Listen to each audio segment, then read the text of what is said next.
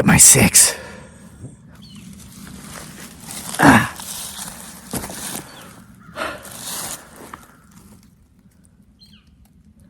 You hear those crows? I've been hanging out here for like 30 minutes, just enjoying a beautiful sunset here in the beautiful Blue Ridge Mountains of Virginia. Haven't heard a single crow. I start recording, and here they come. And we've seen so many times in the past that they are a precursor or a harbinger of, yes, you've guessed it, potentially Bigfoot Sasquatch. So with that said, make sure you get my 6, you watch behind me. It's a good time to come out and make this video. The sun is setting, day is about to become night. We are at elevation, where field meets forest, which, as you know, these are places where the veils grow thin. So, yeah, I did it. If you saw the video from a couple of days ago, as of this recording, for the second time in 5 years, I have definitively captured Bigfoot Sasquatch on film and uploaded it to YouTube. Personally, I never thought there would ever be any greater actual Bigfoot Sasquatch footage uploaded to YouTube than the video that we made back in October of 2019 when I discovered him, her, it, or they, because there might be 2 of them. If you watch that video, looks like a second one's down there moving behind a tree.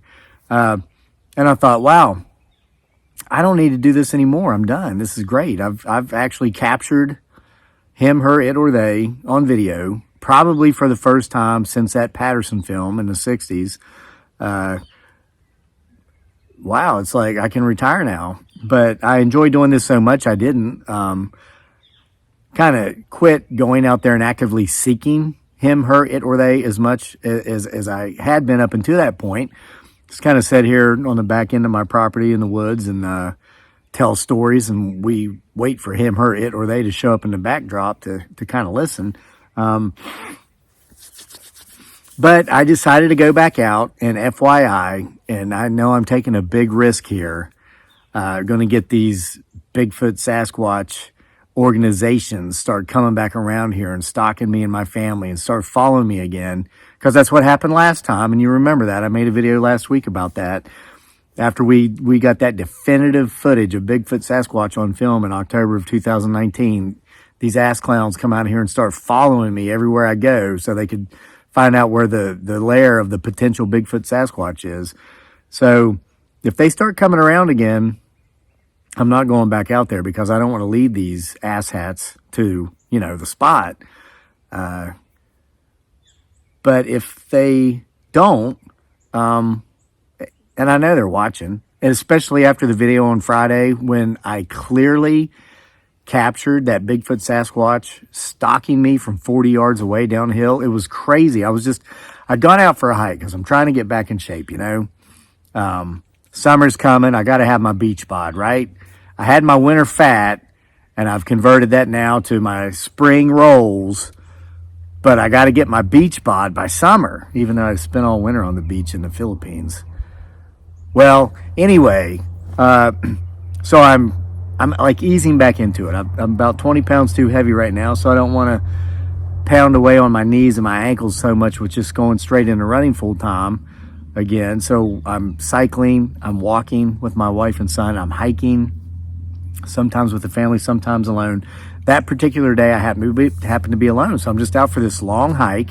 It was more than an hour. I was on my way back to the car. Got to stay hydrated. I've got my protein shake here that I still will not name until these people freaking sponsor me. Listen, I got some taxes due, man, brah, a lot. Speaking of that, I'll get into that later because this is part of.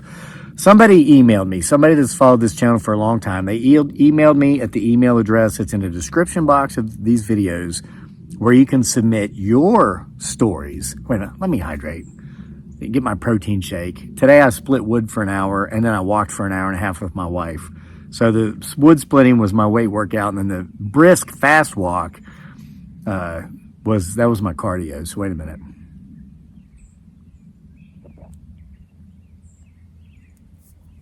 Okay, so this woman emails me. She's been following me for years. She said that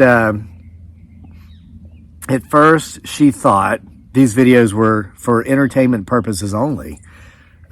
Because she was following me, she said in the email. Oh, and again, yeah, the email is in the description box below. Just below this video where it says more ... Click on that and you'll pull up the description box. Ideally, what I'd like is for you to submit any stories you have with your experiences with Bigfoot Sasquatch or anything supernatural, paranormal, UFO, alien, anything like that. Anything just strange. Maybe bizarre dreams that were premonitions, really, more so than dreams. Maybe you dreamed something and it actually ended up coming true. Get a lot of stories like that. So she emails me and she explains that she'd been watching the channel since before we even were doing the Bigfoot Sasquatch stuff. Something about when I worked at the post office. That was a job that I truly hated. It made me miserable. But it was something about she was Googling why are her packages scanned as if they're delivered, but then they're not there. And they show up like the next day. And so she Googled that, and that's how she found the video of me talking about, the post office. And the reason that is because they have to scan the packages as if they were delivered before 8 p.m. or Amazon was going to cancel their contract with them, which they might have done. I don't know. So what they would do is, let's say they have 50 packages left to deliver and it's 7:30. They clearly aren't going to deliver those by 8. So what they do is they'd scan them as if they were delivered. So it would look like to Amazon on their end over in Seattle on their computer system that everything was, delivered by 8. And then, of course, there would be 44 of those packages that didn't get delivered that day. They would maybe the next day or 2 days later. So the whole time, people are thinking that a porch pirate stole their package, right? Because they get an email, your package has been delivered. And they go out on the porch, their package isn't there. So anyway, that's how she found us. So, and then she said she kept watching after that. And we didn't really get into the Bigfoot Sasquatch stuff until sometime after that. After we failed miserably at actually trying to homestead. I mean, I didn't introduce, my intro here was lacking. This is the greatest homesteading channel on the entire internet that has absolutely nothing to do with homesteading. I don't know how to grow anything. I can grow, you know what? I've found for me, the most successful way for me to grow anything is to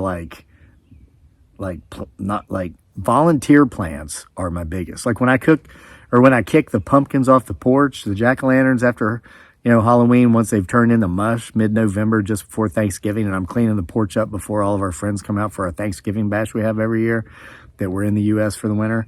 Man, those I get pumpkin vines the next year I didn't even have to plant. And those produce more pumpkins than the pumpkins that I plant,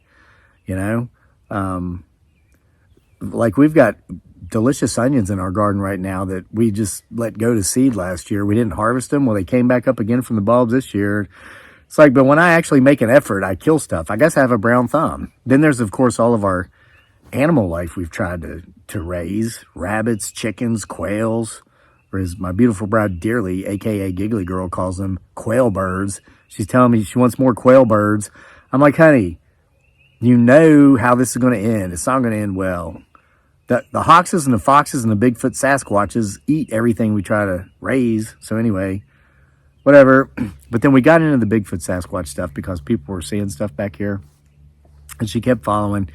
And she said that she thought it was for entertainment purposes only. Until we actually captured, potentially,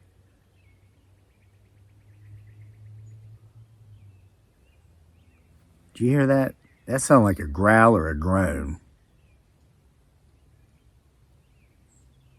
We might not be alone. Yeah, that did rhyme, didn't it?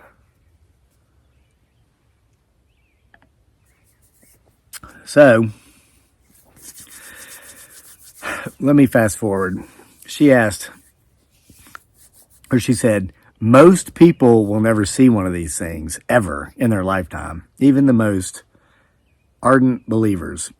Number 2, of those who do, Like, you never hear of anybody seeing one of these things twice. She said, number 3, they never captured on camera, or if they do, once at most, but you actually have captured, potentially, a Bigfoot Sasquatch on camera twice in 5 years. How is that possible? Well, and I told her, I'm going to explain to you what I told her, but I did say, get ready for it to happen a lot more. We are going to, this year in 2024, we are going to capture Bigfoot Sasquatch on camera more this year than we ever have in the past. Now, potentially, we've seen him, her, it, or they appear many times over the course of the years in making these videos, but not quite as definitively as just 2 days ago. If you didn't see the video, go back and watch it. Just go to our videos, click on whatever recents. It's the one before this one. I've been like for 3 days or 2 days, I'm like, why would I even make a video after that? It's like, how do you follow that up? You know, unless one of them comes running down the hill here after me. But here's the answer to that question. Number one, it's about the numbers. You've got to be out there looking. Listen, there's a post that I make on our Facebook page, Sick Twisted Humor, and it sounds funny, but at the same time, it's like, duh. It says a recent study shows that people who go fishing more than people who don't catch more fish. Well, at first you're like, oh, yeah, of course. Well, it's the same thing in the Bigfoot Sasquatch world. I mean, people are like, well, I've never seen one. Well, I haven't seen one. How often do you go out in the woods? When was the last time you were in the woods?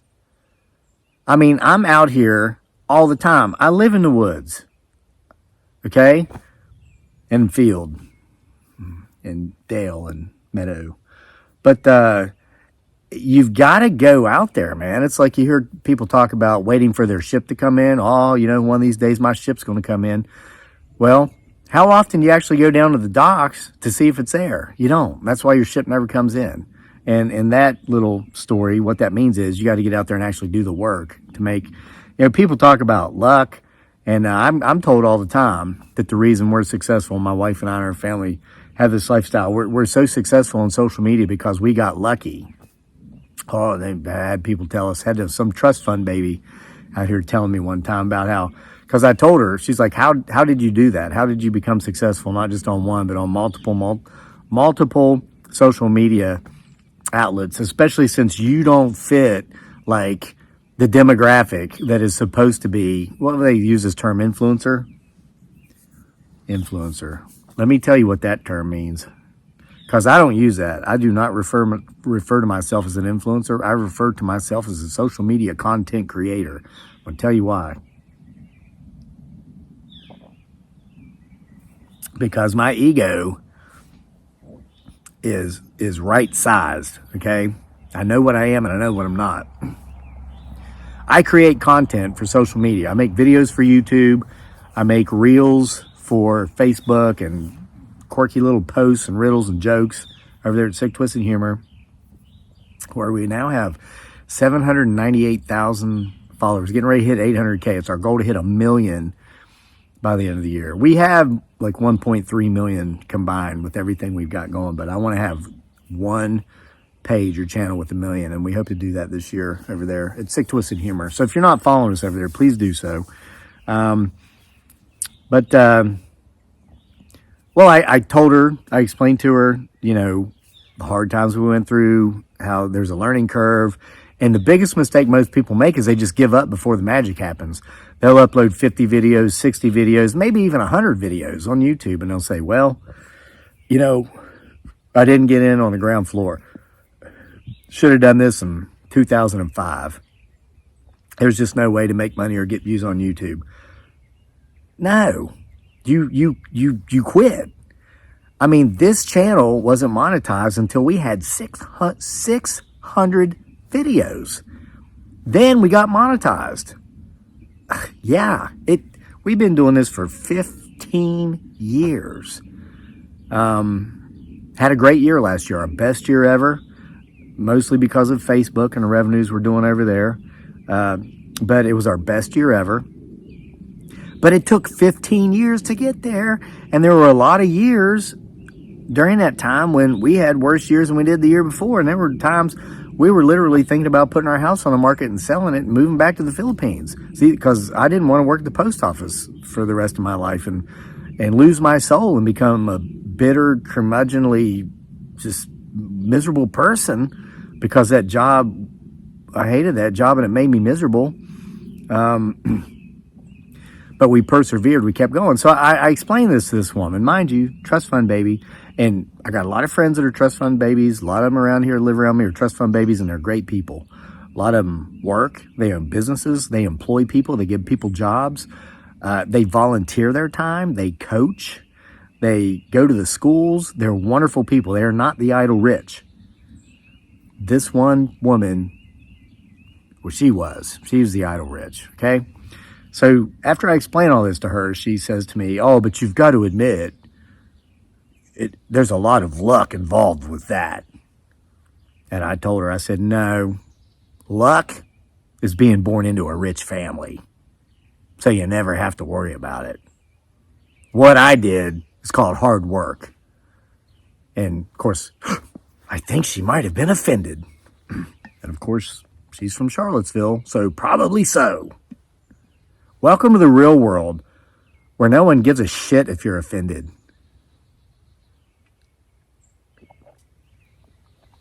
All right, so luck. Yeah, I will agree with luck as long as we put it in the terms of Yogi Berra. Like Yogi Berra said.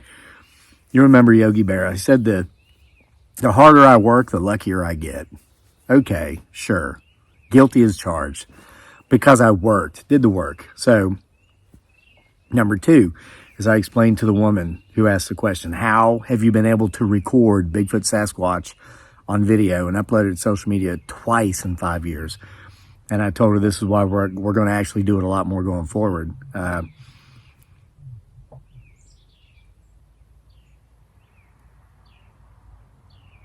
That was definitely another growl. Did you hear that?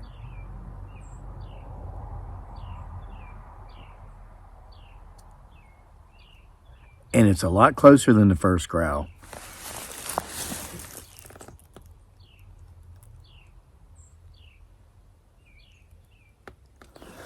All right, so I want to give credit to two things here as I explain this, and most of you will understand this because 74% of you, my audience, is my age or older. So you're Gen Xers and Boomers. You're not Gen Zers or Gen Xers. Wait, I'm Gen X. You're not Gen Zers or Millennials, okay? But hey, you know what, folks? Let's hear it for the Millennials. They've really been coming of age here in the last few years. Ever since COVID, well, even before that, you know, I got two good buddies, my best friends here in the U.S. They're both combat veterans. They served in Iraq. Both of them. One served in Afghanistan and one served in Mindanao, southernmost island of the Philippines. It's where Dearly's from and where I go when I go over there. We were talking one night up here at the campfire, and they were going on and on about how the older people complain too much about millennials. And the one guy says to the other, he goes, yeah, but what has our generation really done? And then the other one says, save the world from organized terrorist networks. Bingo.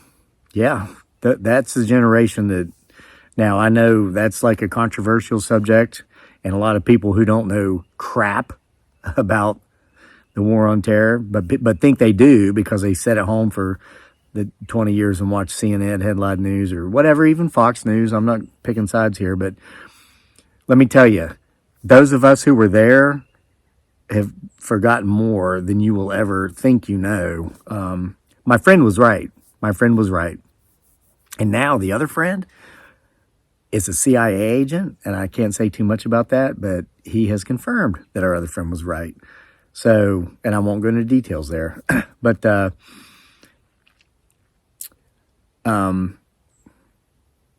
there's a post I make on Facebook that says, when you get older, it's not really so much that you figure things out. It's just you don't care what anybody thinks anymore. You just get to the point where you just don't care what anybody thinks.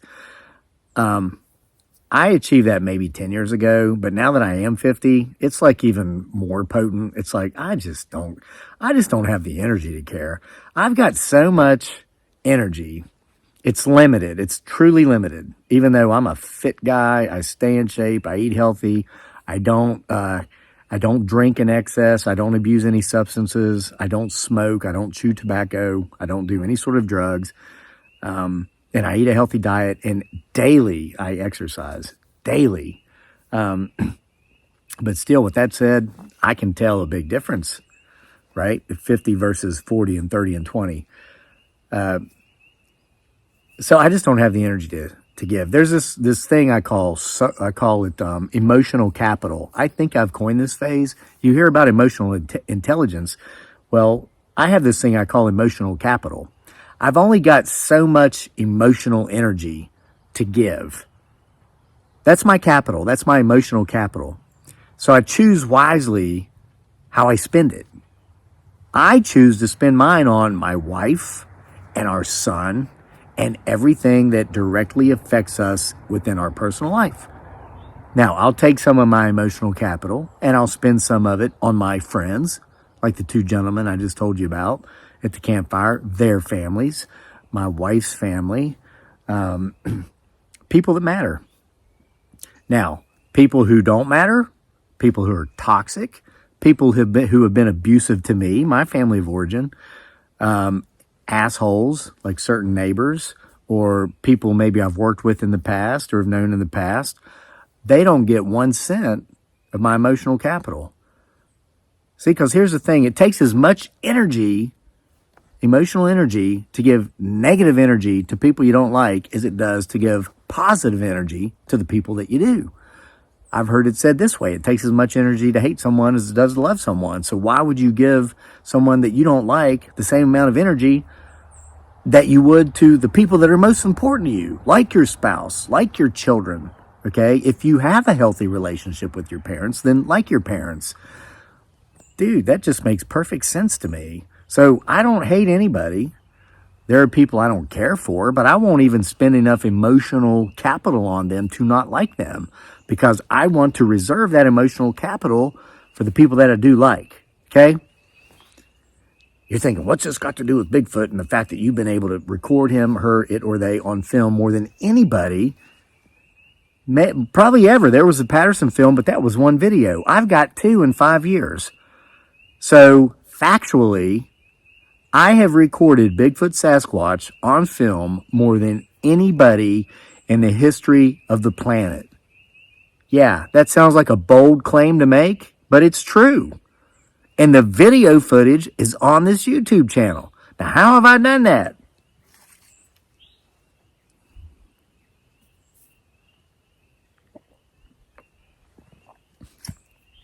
It's by being out there frequently, over and over again. I was a state champion miler in high school. I ran track on full scholarship. How is it that I was the best runner in my state at the distance of 1,600 meters, 4 laps around the track? No one could beat me. Why?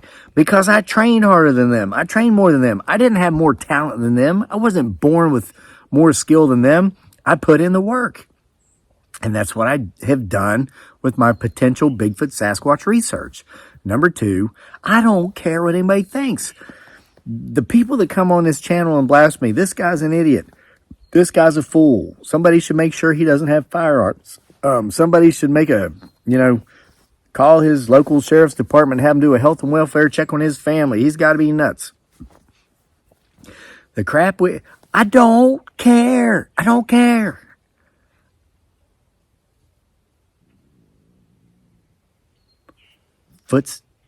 Footsteps and a growl.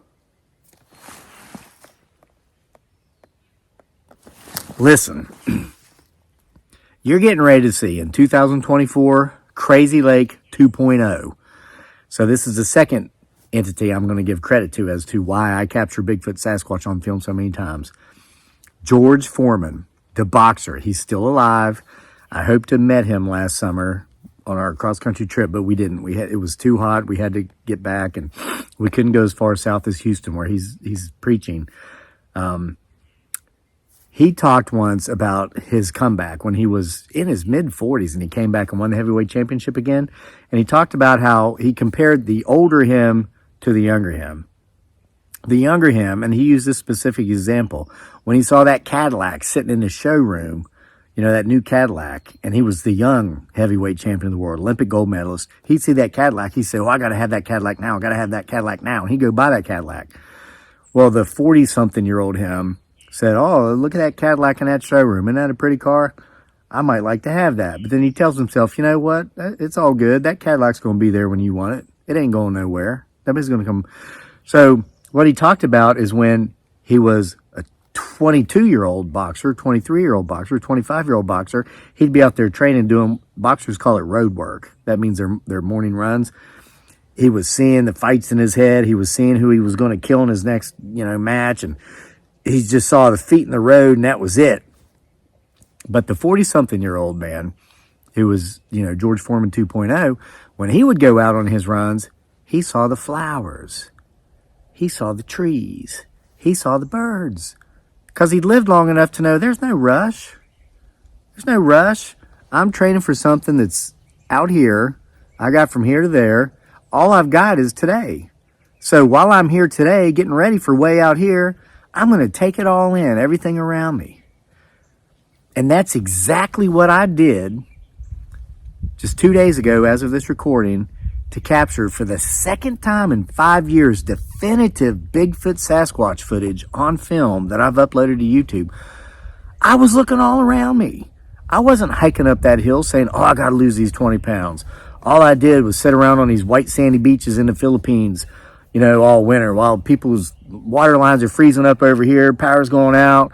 I'm on the beach throwing back cold ones, got these beautiful young Filipino women coming at me saying, 'Sir, would you like some more shrimp cocktail?' Or 'Sir, we got some fresh lobster. Would you like?'" I'm like, "Yeah, bring it. Just keep bringing it. I'm gaining all this weight.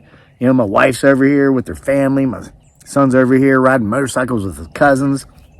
I'm like eating and drinking on the beach, thinking, man, I'm glad I'm not back in Virginia." My friend and neighbor up here who was watching my house for me on our property sent me an email that morning. I was eating shrimp and lobster on the beach. He says, "The water in your toilets is frozen." I'm like, man, I'm glad I'm not back there. I'm putting on all this weight. But now when I'm hiking, I'm not thinking, "Oh man, I was just having too much fun. I got fat. I got to lose this weight." No, I was like, isn't this beautiful? This forest is beautiful. And then I just happened to notice something was following me. And so I stopped. I started paying more attention to it. I would walk and stop. Then I would hear it walk and then stop. And it was happening last week. And it chased me out of the woods. Okay, but it wasn't coming at me, but it was following me. And I think what has to do with it is I didn't have Dr. Brewhouse with me, which I don't have with me tonight. Detecto da Brewhouse, the sword that my Filipino grandfather gave me, which he got from his great Spanish grandfather that detects paranormal activity. I think him, her, it, or they were viewing that as a threat. And that's why they chased me out of the woods. I had it that day. Well, this time, 2 days ago, I didn't have it. So just like they've always done, they were following me out of curiosity. And so I finally saw that they were leapfrogging me. I'd walk and stop, then they'd walk and stop. I'd walk and stop, they'd walk and stop. So I pulled out the camera and I, whisperingly said, "Hey, look," I'd said what was going on, and I got it on camera. It's because as an older man, I'm taking the time really more than ever. I've always appreciated my surroundings and the beauty of nature, but I'm doing it even more so now. And so since I was paying attention to that stuff, I noticed that I was being followed by a Bigfoot Sasquatch. Potentially, hell, there's no potentiality about it. We've got it on film. So anyway, I answer her question. I'm giving you the answer because a lot of you have probably been asking, "Oh my God, how does this guy get Bigfoot Sasquatch on film twice in 5 years?" That's twice as many times as like most people. And at least twice as many times as the Patterson guy. That was one film. This guy's done it twice in 5 years. It's not the technology. It's the mentality of this guy using this technology. So if you want to see more Bigfoot Sasquatch, if you want to see more definitive footage of him, her, it, or they, 2024 is going to be the year. This is a channel to do it. What channel, you ask? I forgot the name of your channel. I just started watching you and I don't really know what you're saying, but when you start talking, I just can't stop listening. And oh my God, I can't believe 31 minutes have gone by. Well, let me answer that question for you.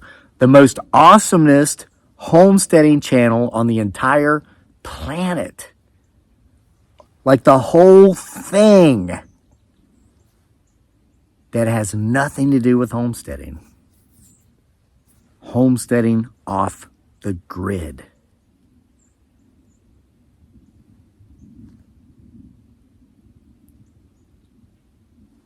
See you for more next time.